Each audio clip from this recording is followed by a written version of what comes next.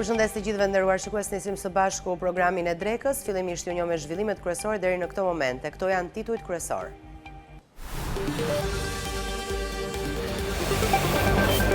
Kryeministri Edi Rama do të pyetet si dëshmitar në gjyqin për çështjen Partizani. GKK pranoi kërkesën e ish-kryeministrit Berisha.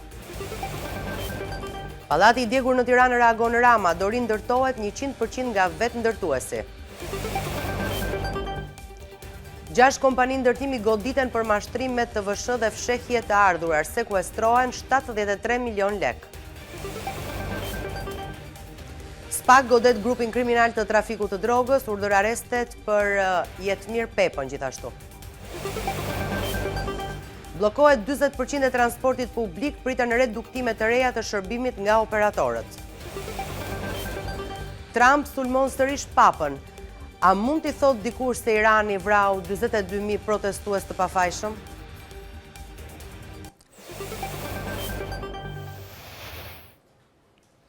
GKK ka pranuar kërkesën e Sali Berishës për të thërritur si dëshmitar kryeministrin Edi Rama për dosjen Partizani. Trupa gjykuese ka vendosur që të thërriten dhe të pyeten si dëshmitar personat e listuar në kërkesën e prokurorisë dhe ata të propozuar nga palët në proces. Kryeministri Rama do të pyetet në cilësinë e kryetarit të Bashkisë të Tiranës. Do të ndjekim tani kolegen Klodiana Lala. Ka patur një zhvillim të fundit në procesin e njohur si Partizani me të pandehur kryesor ish-kryeministrin Sali Berisha. Dhëndrin e tij ja marrë për maltezje, po ashtu edhe disa persona të tjerë. Ditën e sotme trupa gjykuese vendosi të pranojë kërkesën e mbrojtjes dhe të thërrasë si dëshmitar kryeministrin e vendit zoti Edi Rama. Gjatë parashtrimeve të mbrojtjes në seancat e mëparshme gjyqësore, avokatët e zotit Berisha argumentuan përpara gjykatës se dëshmia e kryeministit të vendit zoti Edi Rama, i cili në kohën kur ishte kryetari i Bashkisë së Tiranës ka bërë edhe ndryshimin e destinacionit të pronës klub sportiv Partizani, konsideroi thelbësore për procesin, ndaj në kushtet kur sipas tyre SPAK nuk e kishte thirrur dhe marrë në pyetje zotin Edi Rama, do duhej që gjykata për të sqaruar rrethanet të çështjes dhe për të patur një gjykim të paanshëm e po ashtu për të patur një vendim të drejtë për të pandehurit, duhet ta thërriste dhe të dëgjonte dëshminë e tij. Gjykata e posaçme vendosi ditën e sotme ta pranojë këtë kërkesë të mbrojtjes dhe të thërrasë në cilësinë e dëshmitarit zotin Edi Rama. Por që kryeministri të pyetet do duhet që të vijojë fillimisht pyetja e dëshmitarëve të organit të akuzës, që janë njësër zyrtarësh dhe ish zyrtarësh të lartë, kryesisht edhe ish ministra të kohës së zotit Berisha, po ashtu edhe njësër ekspertësh të cilët janë të përfshirë në këtë çështje që ka të bëjë me ndryshimin e destinacionit, pra privatizimin e ish klubit sportiv Partizani, aty ku në fakt aktualisht janë ngritur një kompleks pallatesh. Më pas do duhet të vijë radha e dëshmitarëve të mbrojtjes, e që kryesori sipas avokatëve të zotit Berisha, zotit Maltezi, por edhe të pandehurve të tjerë, është pikërisht kryeministri i vendit zoti Edi Rama. Gjithashtu, ditën e sotme në këtë seancë të radhës gjyqësore, gjykata e posaçme pranoi po ashtu kërkesën që zoti Berisha dhe zoti Maltezi të japin shpjegime në cilësinë e të pandehurit, sepse ata pretendojnë se nuk kanë kryer vepër penale e do duhet të shprehin vullnetin me qëllim që të japin shpjegime në lidhje me këtë çështje. Por po ashtu, edhe pyetja e tyre do të bëhet në një moment të mëvonshëm. Por fakti që ditën e sotme gjykata ka pranuar në një farë mënyre të rregulloj atë që është konsideruar si mangësi e SPAK, pra thirrjen dhe pyetjen e zotit Rama në cilësinë e dëshmitarit, për avokatët është një moment e rëndësishëm sa i përket procesit. Zoti Berisha është zyrtarisht i pandehur dhe po përballet me akuzat në gjykatën e posaçme për veprën penale të korrupsionit kryer në bashkëpunim. Me dhëndrin e tij ja marrë bër Maltezi, ndërsa ndaj këtij të fundit rëndon edhe akuza e pastrimit të parave. Për veprën penale të pastrimit të parave, por edhe të korrupsionit janë marrë të pandehur edhe biznesmen dhe shoqëri tregtare apo zyra juridike, të cilët po ashtu janë duke u gjykuar në të njëjtin proces. Prokuroria e posaçme gjatë kërkesave paraprake ka sjellë një listë gjatë dëshmitarëve të cilët do t'i thras dhe do të dëgjojë rrëfimet e tyre në seancë gjyqësore. Ky është një proces që pritet të zgjasë jo pak e që sigurisht do sjellë në dyert e gjykatës së posaçme një numër të lartë të ministrave apo ish-ministrave, përfshirë këtë herë edhe kryeministrin e vendit zoti Edi Rama, i cili ka gjas të jetë I pari kryeministër në detyrë që dëshmon në një proces që është konsideruar si një ndër proceset më të rëndësishëm për sa kohë që i pandehuri kryesor zoti Berisha, i cili për 8 vite ka drejtuar qeverinë shqiptare, po ashtu ka mbajtur edhe poste të rëndësishme sikurse është ai presidenti të vendit. Avokati i Genc Gjokutaj tha se çështja Partizani është tërësisht politike, ndërsa thirrja e Ramës si dëshmitar është domosdoshmëri pasi kryetari i Bashkisë të Tiranës ka dhënë urdhrin. Për herë të parë thirret Edi Rama në procesin Berisha, ndërkohë që duhet ishte thirrur që në fillim të këtij procesi, dhe gjykata me vendimin e saj për të lehtësuar Ramën ka hequr, nuk ka pranuar provat që ne kemi paraqitur në formën e kërkuar nga ligji, prova të cilat vërtetojnë thirrjet që Rama ka bërë nga asamblea dhe nga forumet të tjera në lidhje me këtë çështje që të fillojë dhe të procedojë Sali Berisha. Kjo është një vendim i padrejtë i gjykatës, sepse gjykata ka marrë një vendim në fillim dhe ka thënë që do të shprehemi në lidhje me këto kërkime tona, pra për mantelin politik të kësaj çështje në vendimin përfundimtar, ndërkohë që nuk pranoj që të merren këto prova, pra cidit, që vërtetojnë pretendimin tonë që kjo çështje nuk është një çështje ligjore, siç e kemi thënë, por është një çështje kryekëput politike e iniciuar dhe e nxitur nga zoti Rama. Thirrja e kryeministrit ishte një domosdoshmëri dhe një mungesë e hetimit, pasi prokuroria në hetim ka thirrur Komisionin e kthimit pronave, ka thirrur njerëz që kanë marrë urdhër nga Rama dhe nuk ka thirrur urdhërdhënësin, që është Rama vetë. Kështu që thirrja e Ramës ishte një domosdoshmëri që gjykata nuk mund ta anashkalonte dhe sigurisht sipas radhës, si do të ndiqet në pyetjen e dëshmitarëve, do të presim që edhe ai të japi dëshminë e tij. Mungesa e Erion Veliajt në sallën e gjyqit u bë shkak që seanca në ngarkim të kryebashkiakut dhe të pandehurve të tjerë të dosjes të dështoi. Veliaj nuk ishte njoftuar nga Drejtoria e Përgjithshme e Burgjeve për seancën, ndërsa prokurori Spak Altin Dumani kërkoi shpjegime për këtë. Kim pak qaste më vonë këtë lajmë që unë sapo anonçova, pasi tani do shkojmë në një lidhje tjetër të drejt për drejt me kolegen Klodiana Lala, pasi prokuroria e posaçme kundër korrupsionit dhe krimit organizuar në bashkëpunim me policinë e shtetit kanë zhvilluar një aksion të gjerë për goditjen e një grupi të strukturuar kriminal që kryente trafik të kokainës dhe ishte i përfshirë në pastrimin e parave. Klodi, përshëndetje, përse bëhet fjalë? Po, la përshëndetje, si kurse News 24 ka raportuar ekskluzivisht mëngjesin e sotëm, Spak ka goditur në bashkëpunim me policinë e shtetit një grup të strukturuar kriminal që trafikonte kokain nga Amerika e Jugut në drejtim të vendet të Bashkimit Evropian dhe Shqipërisë. Janë shpallur në kërkim krerët e grupit dhe konkretisht Jetmir alias Mir Pepa, i cili nuk është arrestuar përderisa sipas verifikimeve të policisë dhe agjentëve të Byrosë Kombëtare të Hetimit rezulton se ndodhet jashtë vendit. Ai është personi i cili konsiderohet si kreu i këtij grupi kriminal, i cili është zbërthyer nga ana e Spak që koordinonte të gjithë trafikun e drogës, ndërkohë që në Shqipëri, në Tiranë, Durrës, por edhe zona të tjera ku është ndërmarrë aksioni, janë arrestuar disa prej të dyshuarve. Bëhet fjalë për 11 urdhër arreste në total, dhe në këto momente që ne po flasim, aksioni është duke vijuar për kontrollin e bazave, por po ashtu edhe të 10 kompanive të cilat dyshohen se janë pronë direkte apo indirekte të zotruara prej pjesëtarëve të këtij grupi kriminal.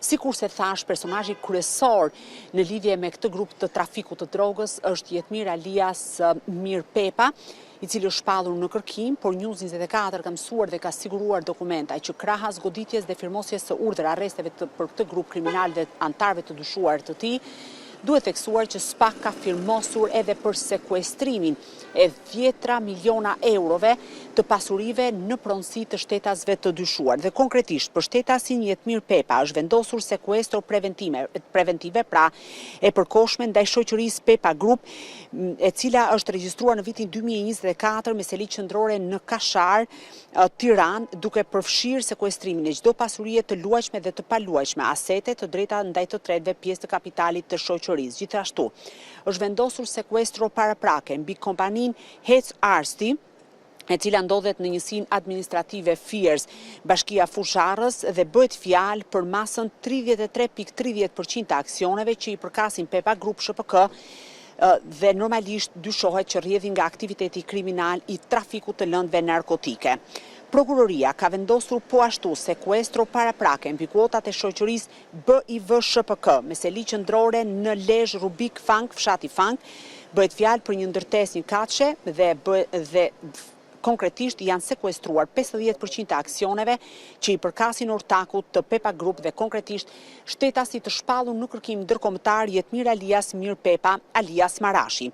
Duhet theksuar po ashtu se është vendosur sekuestro paraprake mbi kuotat e shoqërisë Shëngjini 2013 që ndodhet me seli qendrore në Lezhë, Shëngjin, Suk, dhe janë sekuestruar 50% të kuotave që i përkasin ortakut Lurzim Pepa. Është vendosur po ashtu mas e sekuestros paraprake mbi Oxford Hotel, e cila ndodhet në njësinë bashkiake numër 1 dhe gjithashtu është urdhëruar të sekuestrohet çdo pasuri e luajshme dhe e paluajshme, asete të drejta ndaj të tretëve, pjesë të kapitalit të shoqërisë.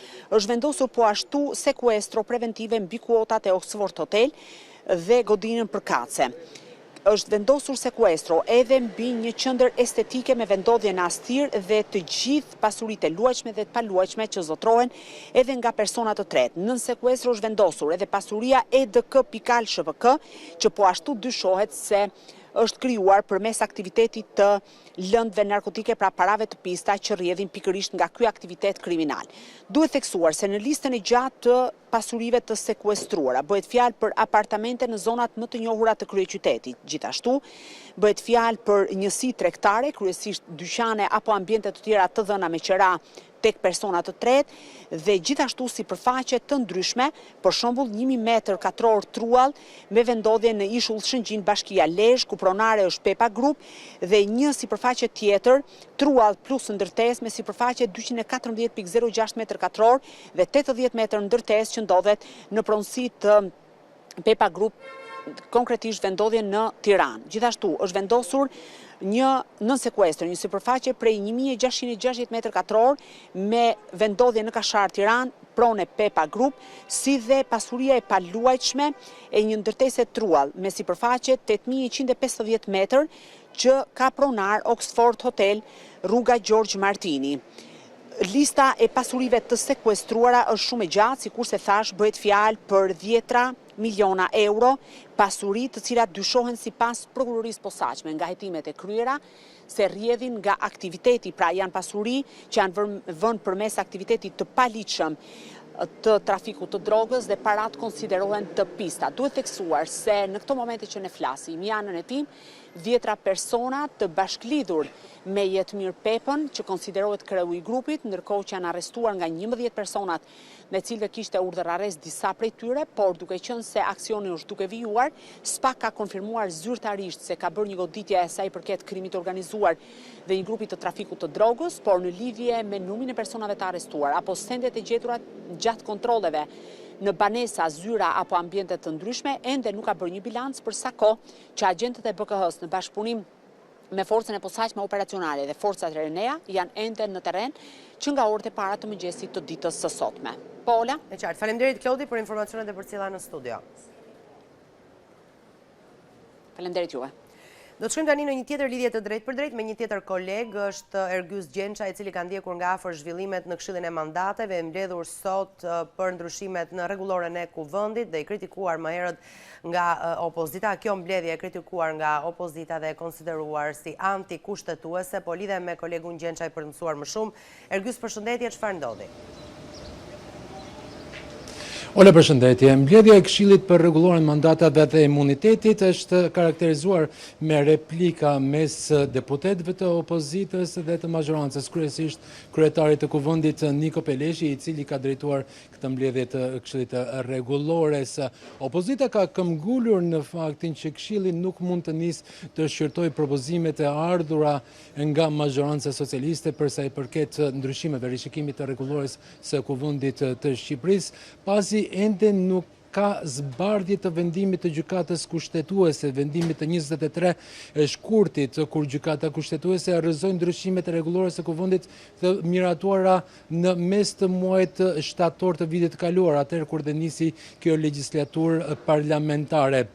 Kujtojmë se gjykata kushtetuese rrëzoi me 23 shkurt të këtij viti ndryshimet e propozuara dhe nga Partia Socialiste dhe të miratuara më pas në kuvend për sa i përket numrit të komisioneve të përhershme parlamentare, duke i çuar nga 8 që ishin më parë në 11 komisione të përhershme parlamentare. Gjykata kushtetuese vlerësoi si jo të bazuar në rregullore procedurën e miratimit, procedurën e ndjekur për miratimin e ndryshimit të numrit të komisioneve të përhershme parlamentare. E nisur nga kjo situatë, opozita, deputetët e opozitës kanë kërkuar në mbledhje në Këshillit të Rregullores, kam këmbgulur që mbledhja nuk mund të zhvillohet pa pasur vendimin e zbardhur, por dhe arsyetimin e gjykatës kushtetuese, të cilat pra rrëzuan ndryshimin në rregulloren e kuvendit, pra që çuan në 11 numrin e komisioneve të përhershme parlamentare. Megjithatë, në kërkesat e bërë nga pothuajse të gjitha deputetët e Partisë Demokratike në mbledhjen e Këshillit, përgjigjen ka dhënë kreu i kuvendit Niko Peleshi, sipas të cilit kjo seancë e sotme e Këshillit ishte vetëm për të prezantuar disa prej propozimeve që kanë mbritur nga Partia Socialiste, konkretisht 3 deputetë të Partisë Socialiste në fillim të muajit mars për ndryshimin e rregulloren e kuvendit.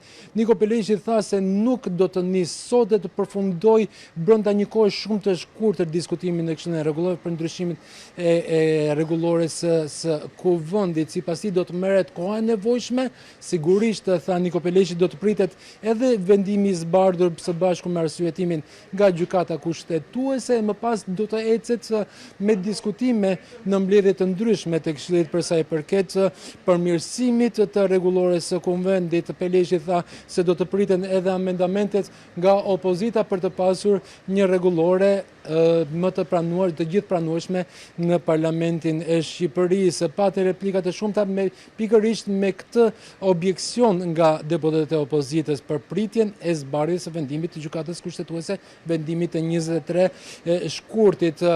Për të replikave më pas kaloi vetëm Tauland Balla, kreu i grupit parlamentar i Partisë Socialiste, një ndër 3 propozuesit e ndryshimeve në rregulloren e kuvendit, bëri prezantimin e disa prej pikave, jo të gjitha pikave të propozuara. Tauland Balla prezantoi ndryshimin e rregullores sa i përket reduktimit mbajtjes së fjalës gjatë seancave plenare të diskutimit nga 10 minuta në 5 minuta.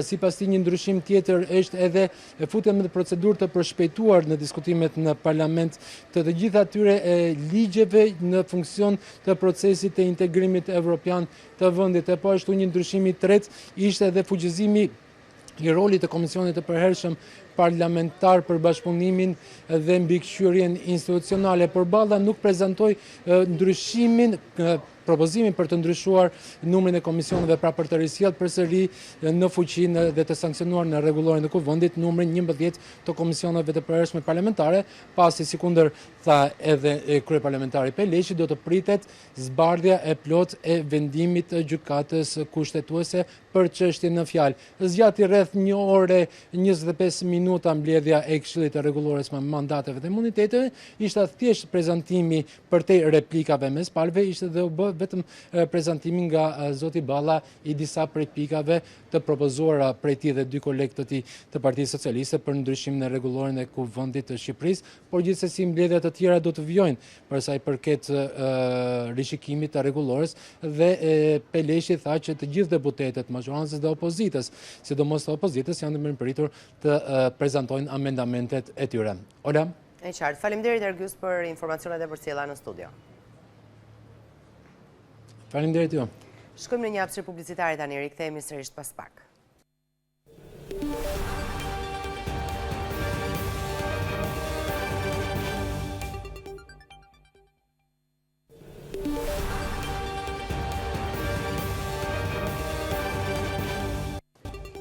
Rikthehemi me të tjera zhvillime. Gjykata ka vendosur sekuestrimin e llogarive bankare të disa kompanive të ndërtimit në vend në kuadër të një hetimi të gjerë për veprimtari të paligjshme financiare.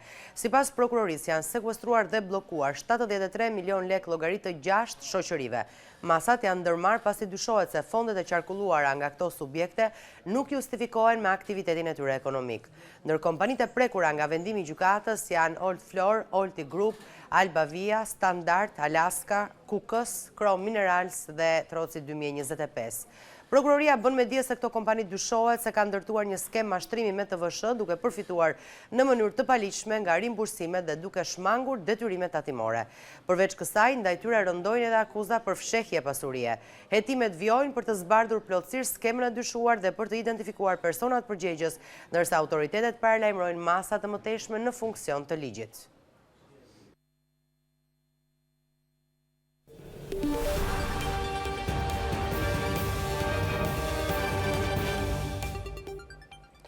Një ditë pas së zjarrit që përfshiu një kompleks banimi dhe preku rreth 30 banesa, banorët vjojnë të përballen me pasojat dhe pasigurinë për të ardhmen. Fatmirësisht nuk pati viktima, por disa persona pësuan asfiksi, ndërsa dëmet materiale për 30 familje janë të konsiderueshme. Autoritetet pritet të dalin me një bilanc të plotë dhe shkaqet e ngjarjes. Kjo është ajo çfarë ka mbetur pas nga zjarri i rënë pas ditën e së martës pranë qendrës spitalore universitare Nën Tereza. Flakët prekën rreth 30 banesa, fatmirësisht pa viktima, duke lënë pas pamje të zymta të ndërtesës së nxirr nga tymi e hiri dhe dhimbje e lotë në sytë e qytetarëve të prekur të cilët e kanë kaluar natën tek të afërm, në hotele, madje edhe jashtë, pa ditur asgjë për të ardhmen e tyre. Katër shtëpia 180.000 euro e komplet për 2 vjet. A bësh shkrum komplet. E nuk të le kush më fut në mrena me pa shpinë time. Ku e keni kaluar natën? Po jashtë, ku kemi gjatë shkop. Ku do flem? Shërbimet zjarr fikse edhe gjatë natës kanë ndërhyrë për neutralizimin e flakëve dhe shmangjen e përhapjes së mëtejshme të zjarrit. Nga verifikimet paraprake, grupi hetimor ka dyshime se zjarri nisi në katin e parë në një biznes, por mëngjesin e kësaj të mërkure janë rikthyer sërish në vendngjarje për të bërë bilancin e dëmeve, por njëkohësisht për të përcaktuar dhe shkaqet e plota të rënies së zjarrit. Një prej banoreve të këtij kompleksi, edhe pse nuk është e prekur nga zjarri, thotë se ndihet e frikësuar nga kjo situatë. Shtëpia e saj është shumë pranë banesave të djegura. Po ne shpresojmë që të ndrojnë gjithë panelet. Kjo është gjëja që duam, se mund na ndodhi edhe neve normalisht. Jeni të frikësuar? Po normal. Normal, se ajo që ndodhi mund të marrë flakët e kjo. Me thonë, këtë shpresojmë, nëse ndrojnë panelet, jemi më të sigurt, se s'është puna vetëm me e sigurimit të shtëpisë, është edhe nëse ndodh një zjarr, ç'do bëhet. Një tjetër zonjë shqetësuar mbërriti pranë pallatit, pasi nuk ka mundur të komunikojë me shoqen e saj që kishte banesën aty. Një shoqe pra ne erdha me pyetje herë, por nuk e di se e bie telefonit e ka të fikur. Ja nuk e di. Komunikuar me të? Jo fare, ka të fikur. Nuk e di çfarë nëse. Pra ne erdha me pyetje herë me pa. Si pasojë e zjarrit, u asfiksuan 11 persona, mes të cilëve qytetar, zjarrfikës dhe një punonjës policie. Një prej banorëve mori djegje në trup dhe fatmirësisht ndodhet jashtë rrezikut për jetën. Pas zjarrit në pallatin disa katësh në zonën pranë farmacisë 10 në Tiranë, kompania Arlis Ndërtim ka reaguar zyrtarisht duke marrë përsipër ndërtimin e godinës si dhe të apartamenteve të dëmtuara për t'ia rikthyer banorëve në gjendjen fillestare, siç u janë dorëzuar në fillim pra. Në reagimin e kompanisë thuhet se ndërtimi i objektit është bërë brenda standardeve dhe se i gjithë ndërtimi është certifikuar nga autoritetet përkatëse. Kompania Arlis Ndërtim, e cila ka ndërtuar pallatin 12 katësh që u përfshi të martën nga flakët, ka reaguar përmes një deklarate për shtyp duke shprehur solidaritet me banorët e prekur dhe duke garantuar rikthimin e plotë të objektit në gjendje normale. Në deklaratën e kompanisë thuhet se objekti është ndërtuar në përputhje të plotë me lejen e ndërtimit dhe standardet ligjore në fuqi, ndërsa punimet janë kontrolluar dhe certifikuar nga organet kompetente. Objekti është ndërtuar në përputhje të plotë me lejen e ndërtimit të miratuar nga autoritetet përkatëse, pas një shtesë katësh apo devijim nga projekti i aprovuar, përveç sistemeve anësore siç janë verandat, të cilat gjithashtu janë miratuar nga organet kompetente, citohet në deklaratë. Mëtej Arlis SHPK-s sqaron se për punimet e fasadës janë angazhuar kompani të specializuara dhe të regjistruar ligjërisht, të cilat kanë marrë përsipër realizimin e tyre sipas standardeve. Megjithse kompania deklaron se sipas të dhënave paraprake nuk mban përgjegjësi ligjore për ngjarjen, Ajo angazhohet që në kuadër të përgjegjësisë sociale të mbuloj shpenzimet për rindërtimin e plotë të fasadës dhe rikthimin e apartamenteve të dëmtuara në gjendjen e mëparshme. Sipas kompanisë, për objektin janë ndjekur të gjitha procedurat ligjore që prej vitit 2021 përfshirë kolaudimin dhe dorëzimin e rregull tek banorët. Kompania Arlis Ndërtim shpreh të hapur për bashkëpunim me institucionet dhe ekspertët për zbardhjen e plotë të rrethanave të ngjarjes, duke garantuar transparencë ndaj publikut dhe mbështetje për familjet e prekura. Në përfundim, Arlis Ndërtim siguron se do të ndjek me prioritet çdo hap për rikthimin sa më të shpejtë të kushteve normale të jetesës për banorët e dëmtuar. Kryeministri Edi Rama reagoi për zjarrin që shkrumboi 10 apartamente në zonën e njohur si Farmacia 10 në Tiranë, duke theksuar se ndërtuesi do ta ndërtojë atë plotësisht. Nëpërmjet një reagimi në rrjetin X, Rama thotë se zjarri nuk ka asnjë lidhje me ndërtimin. Pallati që u dogj dje në Tiranë do të rindërtohet 100% nga vetë ndërtuesi, pavarësisht se nga të dhënat paraprake, shkaku i zjarrit nuk ka asnjë lidhje me vetë ndërtimin, shkruan Rama. Kreu i qeverisë rikthen edhe njerë në vëmendje sigurimin e detyrueshëm të banesave, sepse ne nuk mund t'i lëm vetëm njerëzit e dëmtuar në pronën e tyre dhe nga ana tjetër, taksapaguesit nuk mund të paguajnë një dëm të cilin duhet ta paguanin sigurimet. Rast kuptim plot për të kuptuar të gjithë se sigurimi i shtëpisë nga fatkeqësitë është i domosdoshëm, shton ai. Gjithsesi, të gjithë familjarët e dëmtuar u them të ndjehen të qetë nga kjo anë dhe ju uroj vetëm shëndet, duke falenderuar nga zemra zjarfiksit dhe forcat e rendit për punën heroike në shpëtimin e të gjitha jetëve të rrezikuara, përfundon Rama. Partia Demokratike ka akuzuar ndërkohë institucionet dhe Edi Ramën për zjarrin në pallatin në zonën e Farmacisë 10. Grigel Smuçollari deklaroi se të gjitha instancat kanë dështuar që në funksionet e tyre bazë. Ngjarja e djeshme dhe rastet e përsëritura tregojnë se paralajmërimet kanë ekzistuar, por nuk janë marrë masa. Nuk janë ndaluar materialet e rrezikshme, nuk janë kontrolluar standardet dhe nuk është mbajtur përgjegjësi. Fakti që për një zjarr në një pallat mobilizohen strukturat nga disa bashki tregon qartë mungesën e kapaciteteve dhe dobësitë e sistemit. Një kryeqytet që nuk përballon dot emergjencat me burimet e veta ka dështuar në funksionet bazë. Përgjegjësia nuk është vetëm teknike, ajo është politike dhe institucionale. Lejet e ndërtimit, kontrolli i zbatimit dhe garantimi i standardeve janë detyrë e institucioneve publike. Kur këto dështojnë, përgjegjësia shkon në nivele më të lartë të vendimarrjes. Deklarata e kryeministrit nuk është gjë tjetër përveç se një tentativë për të fshehur përgjegjësinë e vërtet, i cili në fakt është vetë ai. Partia Demokratike kërkon hetim të plot dhe të pavarur për këtë ngjarje dhe rastet e mëparshme të ngjashme. Verifikim të menjëhershëm të materialeve të përdorura në fasadat e pallateve ekzistuese, ndërhyrje urgjente për zëvendësimin e fasadave të rrezikshme, auditim të lejeve të ndërtimit dhe respektim të kushteve teknike, rritje të kapaciteteve të shërbimeve zjarfikse dhe emergjencave civile, që do të thotë një ndryshim rrënjësor të modelit të zhvillimit urban. Ky është një moment që kërkon reflektim dhe veprim. Modeli i fasadave ka mbaruar.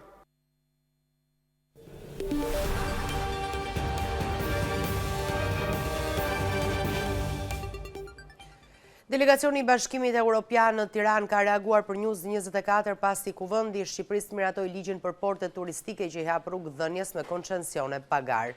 Në reagimin e tij, delegacioni thekson se është në dieni të miratimit të këtyre ndryshimeve dhe se ato do t'i nënshtrohen një vlerësimi të detajuar nga shërbimet përkatëse të Bashkimit Evropian, veçanërisht në aspektin e prokurimit publik dhe përputhshmërisë me legjislacionin evropian. Sipas Bashkimit Evropian, kuadri ligjor i Unionit kërkon procedura transparente dhe konkurruese për dhënien e koncesioneve, përfshirë edhe në sektorin e porteve turistike.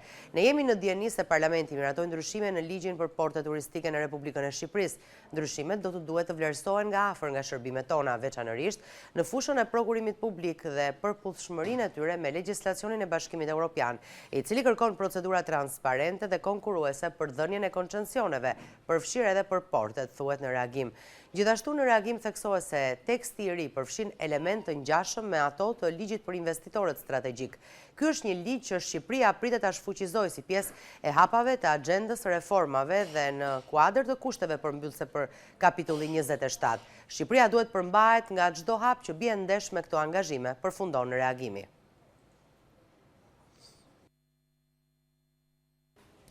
Nënkryetari i Kuvendit Agron Gjek Markaj gjatë vizitës zyrtare në Suedi vuri theksin tek sfidat që lidhen me procesin zgjedhor dhe ndikimin e tyre në rrugën e Shqipërisë drejt Bashkimit Evropian. Në takime ai ngriti shqetësimin për problematikat e evidentuara në zgjedhje duke theksuar se standardet demokratike, transparenca dhe barazia në garë janë thelbësore për të përmbushur kriteret e integrimit evropian. Sipas Gjek Markajt, çështjes si respektimi të drejtave të opozitës, funksionimi normal i institucioneve dhe shmangja e presioneve politike janë element kyç për forcimin e demokracisë në vend. Gjek Markaj nënvizoi se progresi i Shqipërisë drejt Bashkimit Evropian lidhet ngushtë me besueshmërinë e proceseve zgjedhore dhe zbatimin e reformave, veçanërisht në drejtësi. Nga ana tjetër, sipas tij, zyrtarët suedezë ritheksuan se avancimi në këto fusha mbeten vendimtare për hapjen e kapitujve të negociatave dhe për anëtarësimin e plotë të vendit në familjen evropiane. Takimet konfirmuan mbështetjen e Suedisë për integrimin e Shqipërisë, por edhe nevojën për rezultate konkrete në forcimin e shtetit të së drejtës dhe standardeve zgjedhore.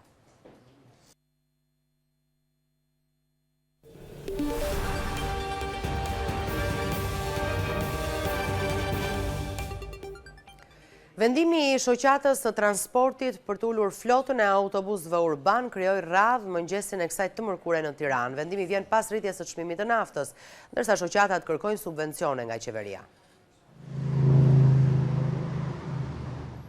Mëngjesin e kësaj të mërkure, qytetarët janë përballur me radhë të gjata pritje në stacionet e autobusëve. Kjo për shkak të shërbimit të munguar të transportit urban. Në Tiranë, orët e para të mëngjesit rreth 200 autobus për afro 50 linja transporti kanë operuar vetëm 115. Mungesa e mjeteve të transportit publik krijoi radhë të gjata në stacione dhe sipas qytetarëve koha e pritjes për të marrë këtë shërbim ka qenë 2 fish më e gjatë. Qytetarët u shprehen të shqetësuar rreth kësaj situate, teksa theksojnë se rritja e kostove të naftës dhe mosmarrja e masave nga qeveria është në dëm të tyre. Në çdo vend botës kanë ndryshuar çmimet, kurse këtu te neve qeveria nuk merr masa fare. Edhe ka shumë trafik në për rrugë dhe ngjelin për rrugë. Vetëm dje në rrugën e institutit për datën Tiranë kam dorur 3 autobusa, se tek Treshi deri në Casa Italia kemi pritur mbi 2 orë. Bolla vështirë është jeta kështu. A keni pritur shumë për të marrë autobusin? Prita gjysore. Keni pritur shumë në autobus sot? Po, vallahi, po. Në 1 orë, po. 20 minuta. Tamam në orën dorë kam. Ti po pyeta ka qeveria apo jo? S'ka qeveri, s'di ku ta nkësh, as më i dhën. Fare, pret 1 orë në stacion, pret 2, qeveri s'ka. 2 orë pa i herë, 2 orë. A ne nuk hyk në autobus, nga rrumëll, se njerëzit në shtetë i kanë hek makinat sa nëjt nafta, a ne janë kriju këshumë, ta kanë hek në autobus, që të rinë të përëm. Shkësh qafë që këthe sa kamdës, është këshumë, unë gëtohë sa kam e tingë. Në rrethe, sipas shoqatave të transportit publik, numri i mjeteve të reduktuara ka arritur deri në 60%. Kështu edhe linja ndërqytetase Vor-Tiranë ka reduktuar numrin e autobusëve, kurse burime për News 24 bëj të nditur se nisja nga Vora drejt Tiranës po kryhet me një distancë kohore prej 20 minutash nga 8 minuta që ishte më parë. Në total, në të gjithë vendi funksionojnë rreth 450 linja të rregullta të transportit publik, një shërbim që ofrohet nga 250 operator. Rritja e çmimit të naftës po jep efektet e para. Shoqatat e transportit urban po punojnë sot me 40% të flotës së reduktuar. Kjo si përgjigje ndaj qeverisë e cila sipas tyre nuk po merr asnjë masë për të mbajtur nën kontroll rritjen e çmimit të karburanteve.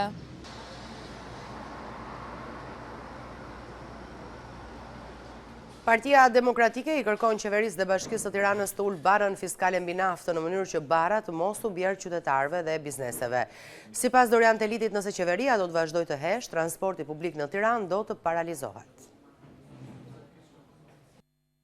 Partia Demokratike kërkon ndërhyrjen e qeverisë për të ulur çmimin e naftës, i cili po rëndon mbi qytetarët dhe bizneset. Nënkryetari i Këshillit Bashkiak të Tiranës nga radhët e PD, Dorian Teliti, tha se kryeqyteti po përballet me një krizë serioze të transportit urban i cili sipas tij është në prag paralize të plotë. Tirana rrezikon bllokim, që do të thotë përkeqësim i mëtejshëm i lëvizshmërisë së përditshme të qytetarëve. Ulja me 40% e flotës autobusëve do të thotë edhe më shumë makina në terren, më shumë trafik, më shumë dotje për ajrin që thithin do tërë.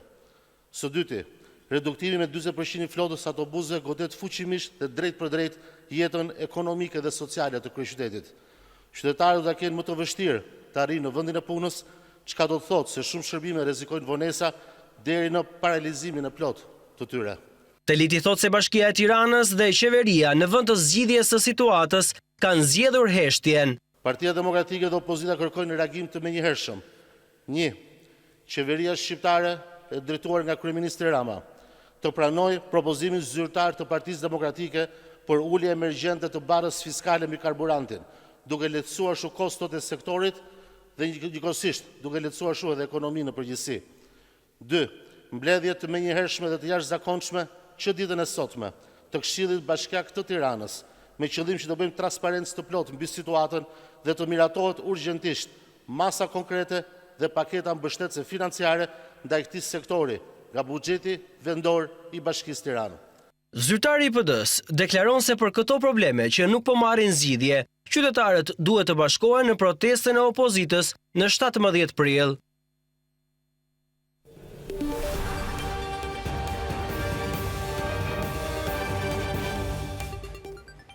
Presidenti i Shteteve të Bashkuara të Amerikës Donald Trump përsëriti kërkesat e tij ndaj Papa Leonit. Në një postim në Truth Social, Trump kërkoi që dikush t'i tregojë Papa Leonit për vrasjet e protestuesve nga Irani dhe që Irani të ketë një bombë bërthamore është absolutisht e papranueshme. Deklarata e Trump erdhi pas kritikave të Papës për luftën.